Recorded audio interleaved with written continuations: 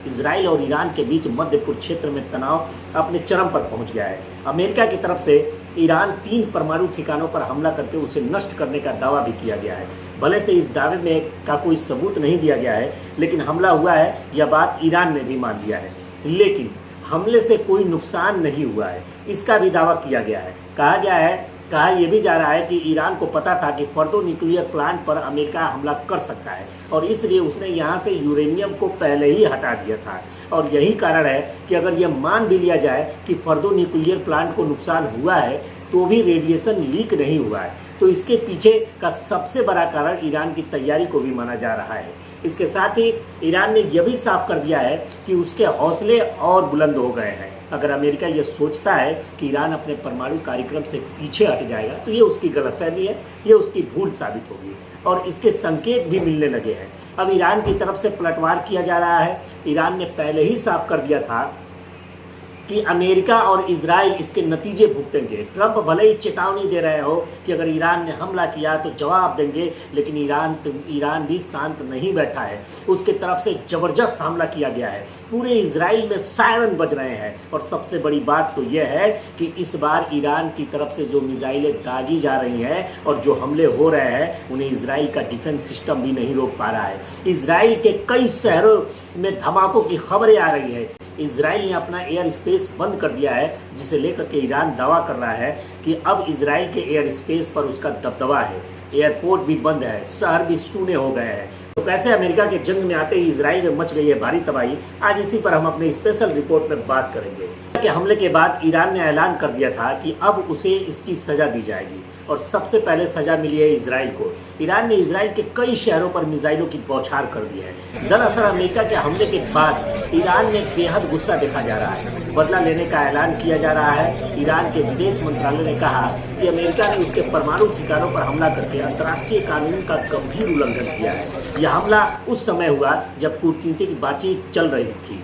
Iran ने America पर आरोप लगाया कि वह इजराइल जैसे आक्रामक देश का साथ देकर एक खतरनाक जंग की शुरुआत कर रहा है। ईरान ने साफ कहा कि वो अपने देश की सुरक्षा और हितों की रक्षा के लिए पूरी ताकत से जवाब देगा। ईरान ने अमेरिका को एक गैर जिम्मेदार देश बताया जो किसी भी नियम का पालन नहीं करता है। ईरान की तरफ से यह भी साफ कर दिया गया कि वह हमले का जवाब देगा और जवाब देना शुरू भी कर दिया है। ईरान ने इजराइल की राजधानी तेल अवीव में बेन गुरियन एयरपोर्ट समेत कई अहम ठिकानों पर हमला किया है। ईरान की सरकारी न्यूज़ एजेंसी के मुताबिक इस जवाबी हमले को ऑपरेशन ऑनेस्ट प्रॉमिस 3 का नाम दिया गया है। ईरानी सेना ने बताया कि इस हमले में लंबी दूरी की मिसाइलों का इस्तेमाल किया गया है, जिनमें बेहद ताकतवर विस्फोटक लगे थे। सेना ने दावा किया है कि उन्होंने हवाई अड्डे के एक बायोलॉजिकल रिसर्च सेंटर, हथियारों के केंद्र और सेना के कमांड ठिकानों पर हमले किए हैं। आईडीएफ ने भी ईरानी हमले की पुष्टि कर दी है। इसके कुछ ही देर बाद इजराइल में जगह जगह धमाकों की खबरें आने लगी। ज़्यादा मिसाइलें टारगेट पर गिरी। इजरायली डिफेंस सिस्टम एक बार फिर ईरान की मिसाइलों को रोकने में कामयाब नहीं हो पाया। इजराइल के कई शहरों में जमकर तबाही मची है। इजरायली मीडिया ने भी माना है कि इजराइल का डिफेंस सिस्टम फेल हो गया है, वो ईरान की मिसाइलों को नहीं रोक पा रहा है। इसके बाद इजराइल सरकार और आईडीएफ की तरफ से कहा जा रहा है कि हमले में हिट होने वाले फुटेज और स्थानों को शेयर न करें, छुपाने की कोशिश की जा रही है। ये पुराना सिस्टम है इजराइल का। ईरान के इस बैराज हमले की आवाज़ें तेल अवीव, हाइफा और यरूशलेम में सुनाई गई है। साथ ही इजराइल के कई इलाकों में अलर्ट कर दिया गया है और सायरन बज रहे हैं। इजरायली मीडिया ने ईरान के ताज़ा हमले में लगभग 30 मिसाइलों की रिपोर्ट की है। ईरान ने कहा कि उसने तेल अवीव के बेन गुरियन एयरपोर्ट और दूसरे इजरायली शहरों को निशाना बनाकर हमला किया है। ईरान की फारसी समाचार एजेंसी ने ईरानी सशस्त्र बलों का बयान जारी किया है, जिसमें कहा गया है कि मिसाइल हमले के लक्ष्यों में हवाई अड्डा, एक बायोलॉजिकल रिसर्च सेंटर, रसद अड्डे और कमांड और नियंत्रण केंद्रों की विभिन्न लेयर्स शामिल थे। हमले को ईरान के सरकारी टीवी पर दिखाया गया। ईरान के सरकारी टीवी पर इजराइल के खिलाफ मिसाइलें हमलों की जानकारी देते हुए एंकर ने कहा कि आप जो लाइव तस्वीरें देख रहे हैं वो कब्जे वाले क्षेत्रों पर दागी गई ईरानी मिसाइलों की नई बौछार की है। ईरान इजराइल को कब्जे वाला क्षेत्र कहता है। दावा यह भी किया जा रहा है कि ईरान ने दूसरी बार भी बड़ा हमला किया और इस बार मिसाइलों की संख्या भी ज़्यादा थी। और सबसे बड़ी बात तो यह है कि इस बार ईरान की अधिकांश मिसाइलें टारगेट को हिट कर रही है। और एक तरफ ईरान के हमले में इजराइल में तबाही आ गई है, तो दूसरी तरफ यह खबर भी सामने आ रही है कि अमेरिका का हमला पूरी तरीके से फेल हो गया है।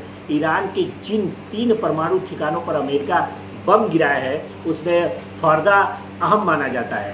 फर्दा के बारे में कहा जा रहा है कि यहाँ पर अहम भूमिका यूरेनियम संवर्धन सुविधा भी शामिल है। वहाँ एक सांसद ने बताया कि रविवार रात अमेरिका हमले के बाद परमाणु ठिकानों से कोई खतरनाक सामग्री लीक नहीं हुई है, क्योंकि इस केंद्र को पहले ही खाली कर दिया गया था। ऐसे में सवाल उठ रहा है कि क्या अमेरिका की खुफिया एजेंसियों की तरफ से ये बड़ी चूक है कि ईरान के परमाणु ठिकानों के बारे में अमेरिका की खुफिया एजेंसियां क्या इस बात की सटीक आकलन करने में नाकाम रही है, क्योंकि अमेरिका ने जिस फर्दा पर बम गिराया वहां ईरान ने पहले ही यूरेनियम हटा दिया था।